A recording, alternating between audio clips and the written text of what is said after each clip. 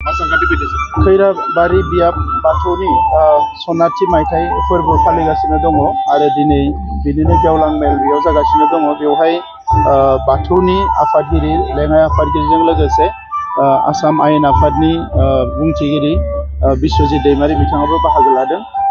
खैराबारि बियाब बाथौ गौथुमखौ आङो रोजा रोजा साबायखर बावदों। बिथांमोना गावनि थानसालिखौ जोबोद समायना रमायना लुनायजों लोगोसे सिबियारिफोरखौ सिबिनो थाखाय मोजां मोनसे सुबिदा खालामनानै होनो हादों आरो बेबायदि डिसिप्लिनखौ अराय सम लाखिबाय थानो हायोब्ला जोंनि हारिया जोबोद जौगालांगोन आं बेखौ मिजिंथिदों।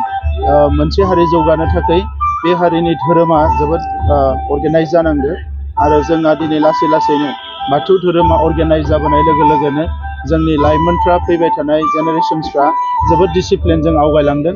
दा बिनि थाखायनो आङो साफ्रोमबो दैदेनगिरि बिथांमोनखौ खावलायो जे बे बिथांमोननि जि खामानि मावनायनि स्पिरिट बेखौ बेबायदिनो लांबाय थायो आरो दिनै हारिनि जि गोजामसिन धोरोम आरो आंगोसिन धोरोम बिनि माखासे थानसालि लुफुंनाय बायदिसिना हाबाफारिफ्राव जोङो मदद होगोन आरो अराय मदद होलांबाय थागोन। देग्लाय बोसोरा बाथौ धोरोमारिफोरनि थाखाय जोबोद मोजां बोसोर, मानोना भारतनि हम मिनिस्टार अमित शाह बिथाङा देग्लाय बोसोराव फैनानै बाथौनि आर'जाव बाहागो लादों आरो बिथाङा जोबोद माखासे ब्लेसिंस बिथाङा होलांदों। दा बिनि थाखायनो आङो बिथांनिसिमबो साबायखर बावदों आरो आसामनि चिफ मिनिस्टार बिथाङा 1000 बाथौ थानसालि लुनायाव मदद खालामगोन होननानै खोथा होलांदों।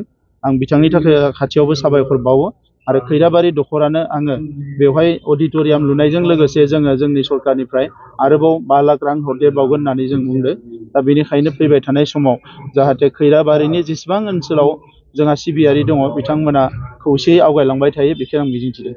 बेहा जिहेतु माने सरकारि गोबां हा दङ बेखौ बिजिरसं खालामनायनि माबाफोर राहा बेखौ हायो, नाथाय जेरावबो जायखिजाया फसंथान खुङोब्ला बियो बारा भायेबल जाया। दा नंखायनो बाथौ गौथुमासो थिग खालामनांगोन बबेयाव बिथांमोना मा खालामगोन, मानोना अलरेडि गुवाहाटीनि बाथौफुरियावबो गिदिर मोनसे सेन्टार लुगासिनो दङ। दा बे बबे जायगायाव मा बानायगोन बेखौ बाथौ गौथुमा थिग खालामबा जों बेबायदिनो मदद होगोन। बेराम आजार जानाय सुबुंफोरनि थाखाय ईश्वर पलिक्लिनिक एन्ड रिसार्च सेन्टारा गोबां खाबुफोर लाबोदों। बे ईश्वर पलिक्लिनिक एन्ड रिसार्च सेन्टाराव गोबां बेराम जानाय सोखानो हाग्रा मोजां रोंगौथि गोनां डक्टरफोर दं। क'क्राझार सहरनि खारगामि निउ फ्लाइअभारनि साखाथियाव थानाय ईश्वर पलिक्लिनिक एन्ड रिसार्च सेन्टारा गोबां फेसिलिटिज एबा खाबुफोर फोसावदों। ईश्वर पलिक्लिनिक एन्ड रिसार्च सेन्टारनि फेसिलिटिफोरानो जाबाय obstetrics and gynaecology, general surgery, orthopaedic surgery, laboratory, ultrasonography, casualty, paediatrics, pathology, pharmacy, laparoscopy surgery, NICU, X-ray आरो ईश्वर पलिक्लिनिक एन्ड रिसार्च सेन्टारा 24 घन्टा जेब्लाबो खुलायै थागोन। लांलाय लाबोलायनि एम्बुलेन्सआबो मोजाङै सार्भिस थागोन। निखावरि सुबुंफोरनो ईश्वर पलिक्लिनिक एन्ड रिसार्च सेन्टारा रेहाय होनाय जागोन आरो बेराम आजारफोरखौ बे ईश्वर पलिक्लिनिक एन्ड रिसार्च सेन्टाराव मोजाङैनो देहाखौ फाहामथाय लाफैनो हागोन। खम बेसेनाव जायखिजाया समावनो अपारेशन खालामनो हानाय जागोन। आबुङै खौरां लाहरनो थाखाय 9395024949 जानबुं नाम्बाराव खौरां लाहरनो हागोन आरो इमेल ishwarpoli30@gmail.com आव जगाजग खालामनो हागोन। नमस्कार, मैं ईश्वर पलिक्लिनिक रिसार्च सेन्टारर सुपारिनटेन्डेन्ट डक्टर CK दैमारिये কৈছো। आमार এই ईश्वर पलिक्लिनिक रिसार्च सेन्टारটো কোকৰাঝাৰৰ খাৰগাঁও ফ্লাইঅভাৰৰ তলতে এইটো নতুনকৈ আবাৰ স্থাপিত হৈছে এটা নাৰ্ছিং হোম। ইয়াতে আমাৰ এই নাৰ্ছিং হোমত বিভিন্ন বিভাগৰ চিকিৎসা কৰা হয়, যেনেকৈ অৰ্থ'পেডিক্সৰ আৰু গাইনক'লজি আৰু তাৰপিছতে জেনেৰেল চাৰ্জাৰী, আৰু আমাৰ ইয়াতে জেনেৰেল চাৰ্জাৰী হোৱাৰ লগতে লেপাৰোস্কোপিক অপাৰেশ্যনো হয়।